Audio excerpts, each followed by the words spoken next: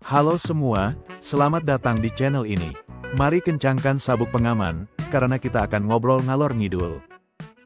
Pernah kepikiran gak sih di dunia yang serba terhubung dan seringkali penuh konflik ini, ada satu benua utuh yang seolah-olah nggak tersentuh?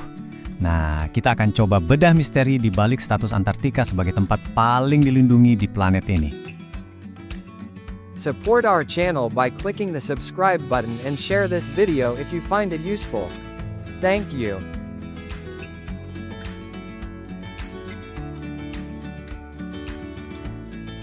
Coba deh, lihat hamparan es yang luar biasa ini. Kelihatannya damai, sunyi, dan terisolasi banget. Tapi justru di balik keindahannya ini, ada sesuatu yang dijaga dengan sangat-sangat ketat. Pertanyaannya, kenapa? Apa yang ada di sana? Yuk kita cari tahu.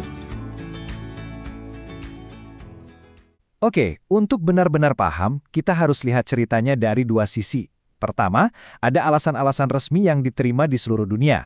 Tapi, ada juga sisi lainnya, sisi spekulatif, yang muncul justru karena kerahasiaan benua es ini. Jadi, ini dia pertanyaan utamanya. Apa sih yang sebenarnya dijaga di Kutub Selatan? Apakah murni hanya untuk perdamaian dan ilmu pengetahuan? Atau, jangan-jangan ada sesuatu yang lebih besar yang sengaja nggak mau diperlihatkan ke kita semua? Baik, kita mulai dari cerita resminya dulu ya. Jadi, gimana sih sebenarnya aturan main di benua beku ini? Ternyata, semuanya diatur oleh serangkaian kesepakatan internasional yang bikin Antartika jadi tempat yang super unik. Semuanya dimulai pada tahun ini, 1959. Ini adalah momen yang sangat penting di mana negara-negara di dunia duduk bareng buat nentuin nasib Antartika. Dan dari sinilah lahir sebuah perjanjian yang mengubah segalanya. Ini dia, namanya Sistem Traktat Antartika. Anggap saja ini sebagai konstitusinya benua es. Tujuan utamanya simpel tapi kuat banget. Memastikan Antartika jadi zona damai, bebas konflik, dan jadi laboratorium alam raksasa untuk seluruh umat manusia. Nah, traktat ini itu ditopang sama 4 pilar utama. Pertama, ini zona damai. Artinya, militer sama sekali nggak boleh masuk. Kedua, ini laboratorium sains global. Semua negara bebas meneliti di sana. Ketiga, lingkungannya dilindungi secara total. Dan keempat, keselamatan manusia nomor 1, karena kondisinya yang super ekstrem. Jadi kalau kita rangkum, alasan resminya itu jelas. Pelindungan ketat ini dibuat untuk menjaga perdamaian, melindungi ekosistemnya yang super rapuh, menjamin keselamatan para ilmuwan, dan yang penting, menjaga data-data ilmiah yang tak ternilai harganya supaya nggak disalahgunakan. Sampai sini, semuanya kedengaran sangat masuk akal dan mulia kan? Tapi, justru tingkat kerahasiaan yang super ketat untuk menegakkan semua aturan ini yang malah bikin orang bertanya-tanya, apa iya ceritanya cuma segitu aja?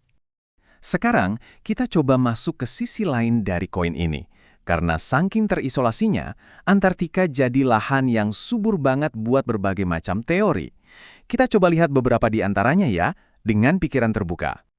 Teori-teorinya ini liar banget, mulai dari dugaan ada penemuan besar yang disembunyikan di bawah es, kayak artefak peradaban kuno, atau bahkan virus purba, sampai dugaan adanya aktivitas militer rahasia.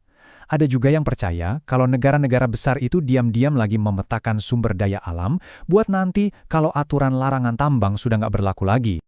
Oke, kita udah lihat sisi resmi dan sisi spekulatifnya. Terus gimana dong cara kita memandangnya secara seimbang? Mana yang beneran fakta dan mana yang cuma sekedar fiksi yang menarik untuk didengar? Nah, disinilah letak inti masalahnya. Setiap kebijakan bisa dibaca dengan dua cara yang berbeda banget. Misalnya, kontrol akses yang super ketat.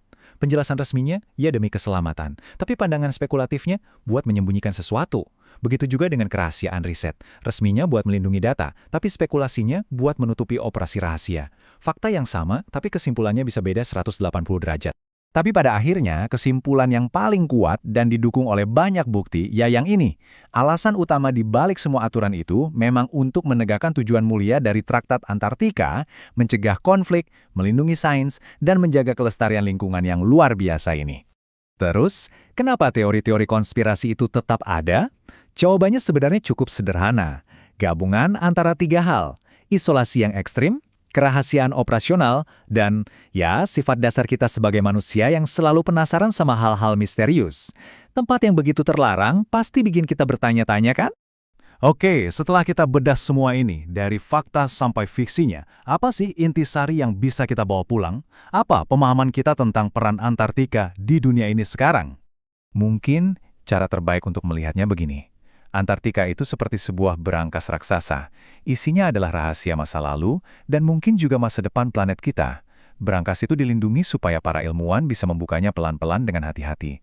Tapi, bisa jadi, perlindungan itu juga ada untuk memastikan beberapa rahasia di dalamnya tetap terkunci rapat. Mungkin demi kebaikan kita semua.